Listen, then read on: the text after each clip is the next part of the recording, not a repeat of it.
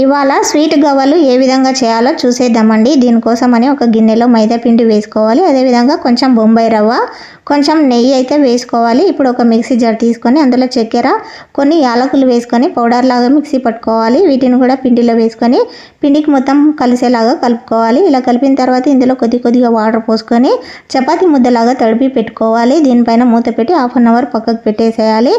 1/2 hour తర్వాత మూత తీసి చిన్న ఉండలుగా చుట్టుకొని గవ్వల పీట ఉంటే దానిపైన చేయాలి షేపు. లేకపోతే జల్లిగంటలో ఈ విధంగా ప్రెస్ చేస్తే సేమ్ గవ్వల్లాగా వస్తాయి. ఇప్పుడు కాగిన ఆయిల్లో వేసి ఫ్రై చేసుకోవాలి. స్టవ్ మీడియం ఫ్లేమ్లో పెట్టుకొని ఇవన్నీ ఫ్రై చేసి పక్కకు పెట్టుకోవాలి. ఆ తర్వాత స్టవ్ మీద బాండి పెట్టుకొని కొంచెం బెల్లం వేసుకొని నెయ్యి వేసుకొని బాగా కరిగించుకోవాలి. ఇలా కరిగిన తర్వాత 2-3 నిమిషాలు బెల్లాన్ని అలాగే కలుపుతూ ఉండాలి. ఇలా కలిపిన తర్వాత ముందుగానే ప్రిపేర్ చేసుకున్న గవ్వలు వేసుకొని బాగా కలుపుకోవాలి.